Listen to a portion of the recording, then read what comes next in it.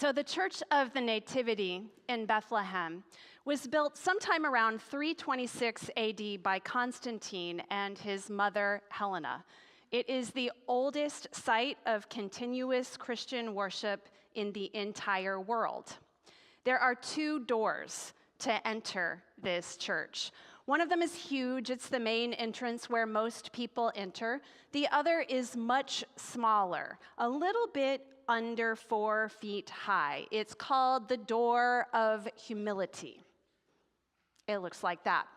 Now, there are a lot of origin stories about this door. My favorite one comes from the time of the Crusades. So apparently, during this time of the Crusades, knights would arrive from Europe, and they would go to the Church of the Nativity, and they would be seeking a blessing from the priest. And they would go through the main door, they'd get off their horse, they would get a blessing and go on to battle. Well, eventually this happened so frequently that the knights stopped getting off their horses. They just rode right in, stopped at the altar, demanded a blessing, left a blessing of their own, as you can imagine, and then left. And the priests decided they didn't like this very much, and so they boarded up the main entrance and built a smaller one, less than 4 feet high, which required that the knights would get off their horses and bend down before entering the church. We have to bend down. We have to kneel to receive the blessing. Now, I've walked through the door of humility, and I have to admit, I didn't feel all that humbled. I'm pretty short, so I didn't really have to bend down all that much. But I do remember feeling something holy and sacred as I descended the stairs that go underneath the Roman Catholic chapel inside the Church of the Nativity. There is another natural grotto underneath that particular altar. If you go to Israel and Palestine, you will very quickly learn that every basilica is built over a grotto. It's just the way it is. And this particular grotto is what tradition holds as the place in which Christ was born.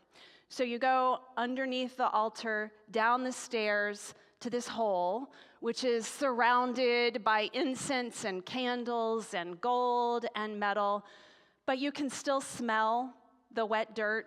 You can feel the air coming up through that hole. And I bought this particular nativity scene in Manger Square before going down the stairs, placing the nativity scene over the hole and praying for God's blessing.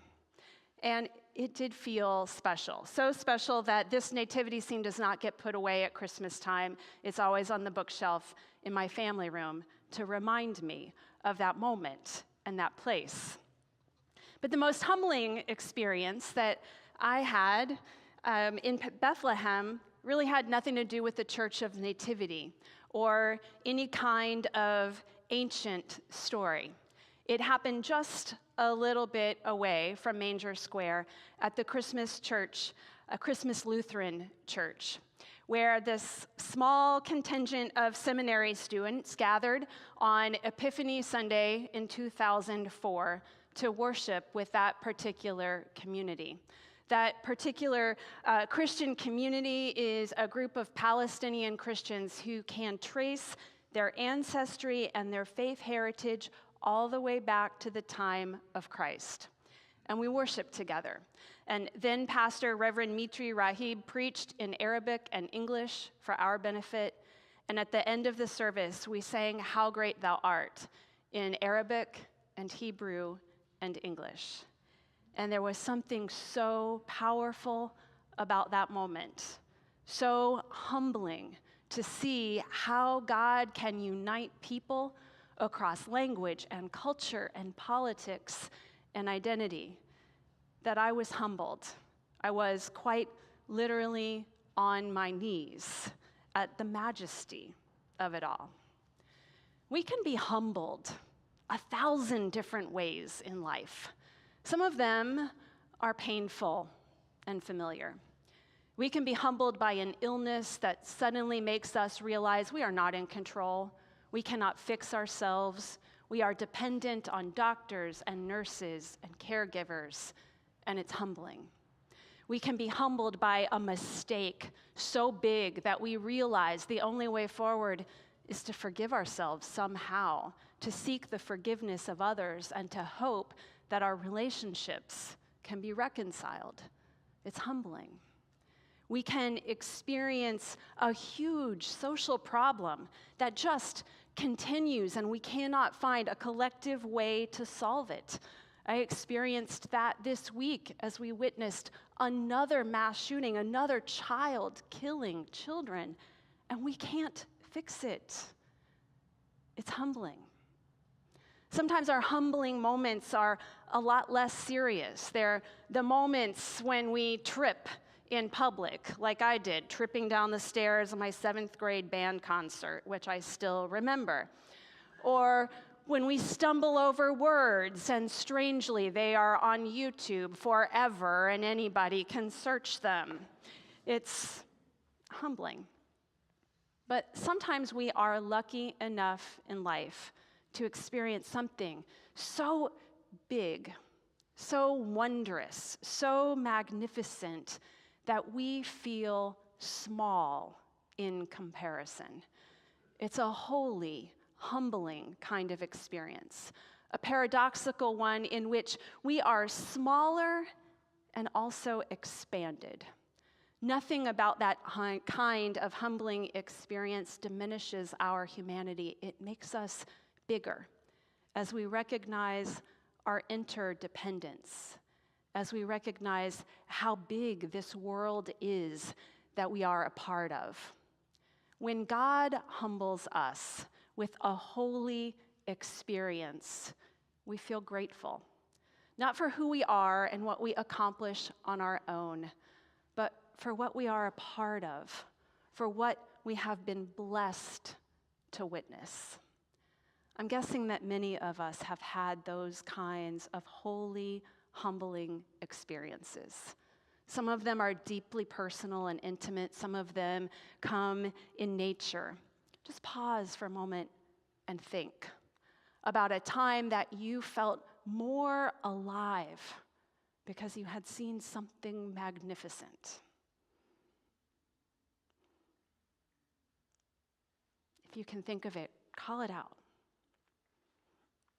I'm going to say my favorite moment leaving Reno. Okay, it's not leaving Reno. That was not the favorite moment. But driving up the Mount Rose Highway and cresting the top and seeing the first glimpse of Tahoe blue took my breath away every time. Anybody else? John Muir Woods. A valley. Machu Picchu. Grand Canyon.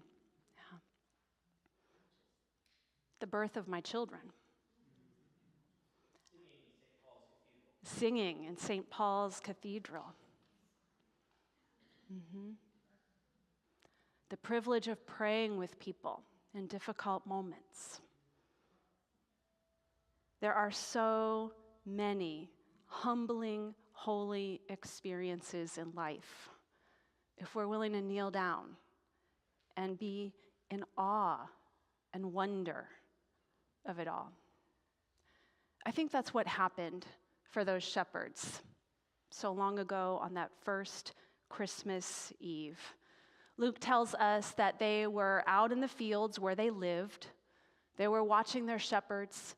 Mary was in a barn in Bethlehem in labor, preparing to give birth to her firstborn child. And as these shepherds are out there taking care of their sheep, suddenly a light and incredible good news from an angel who is joined by a chorus of angels. And they are so overwhelmed by the glory of it all that they lose their fear and they run to Bethlehem, to a barn surrounded by animals, to see an ordinary child laying in a bed of straw in an animal's feeding trough, and it's so glorious to them that they know it is Christ the Lord. I think it had to be shepherds. I'm not sure if anybody else would have seen what they saw. You know, there's a lot of scholarly speculation about the social status of shepherds in Jesus' time. There is absolutely no doubt that the Bible holds shepherds in high esteem. God is likened to a shepherd in God's ability to guide us gently, to protect us from harm. But the world outside of Scripture was not so pleased with shepherds. In fact, they did a lot to erode the dignity of the profession and the people who did it. Shepherds lived outside. They didn't have homes. They were not highly educated. They worked with their hands. And often they were treated with contempt, even in Israel and Palestine in Jesus' time. They were very humble people. God chooses what is small and unlikely and humble. Now we know this.